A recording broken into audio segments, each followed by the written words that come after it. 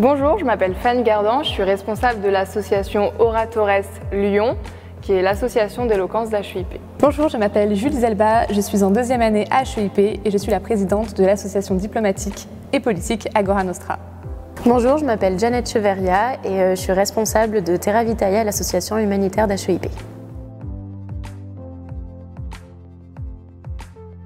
C'est vrai que c'est un sujet qui me tient vraiment à cœur de parler de la femme de manière générale, mais en particulier quand même dans les sciences politiques, parce qu'on sait que même si on se bat depuis un certain nombre d'années et qu'on a bien entendu vu quand même un certain nombre de développements, la femme en politique est tout de même quand même minoritaire. On a pu voir par exemple qu'à l'Assemblée, il ne représente que 18% des sièges parlementaires, ou encore que dans le monde, on n'a que 13 femmes qui sont chefs d'État.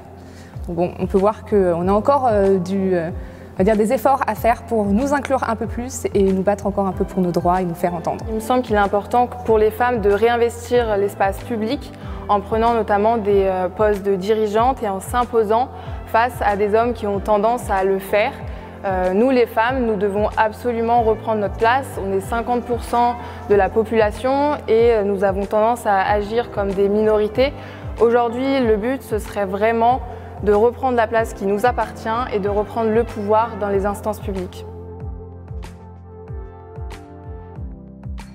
La femme inspirante actuellement qui me viendra en tête, ça serait Gisèle Halimi, qui était une grande avocate, qui s'est battue beaucoup pour les droits de la femme, qui s'est battue auprès de Simone de Beauvoir pour tout ce qui va être la question de l'IVG, avant que ce soit devenu légal en France, qui a justement revendiqué qu'elle avait eu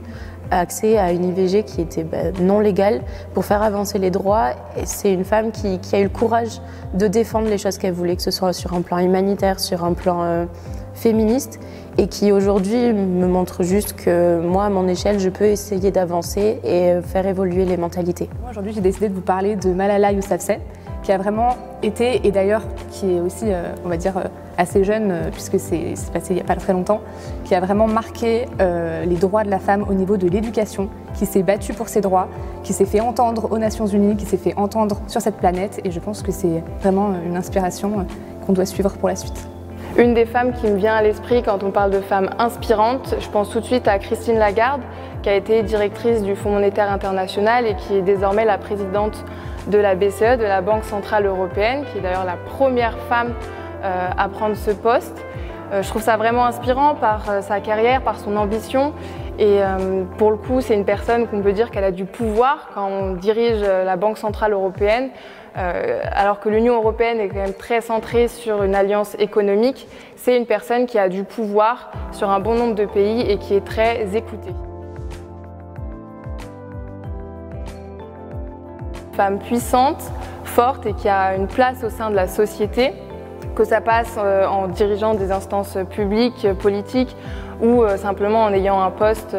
d'importance, qui est impliqué et engagé dans notre société. Je souhaite être une femme qui réussit à atteindre tous ses rêves, toutes ses ambitions, qui réussit à faire changer les choses, à pouvoir faire changer les mentalités, en fait tout simplement laisser mon empreinte sur notre beau monde. Je pense que j'aimerais être une femme qui a le courage de faire ce qu'elle veut être. Si j'ai des projets en tête, de ne pas me limiter à ce que la société peut me dire, de me dire que si je me dis que tout est impossible, j'y arriverai jamais, et de me dire qu'il n'y a pas de limite à part les limites que moi je me mets, et que si j'ose pas, j'y arriverai pas.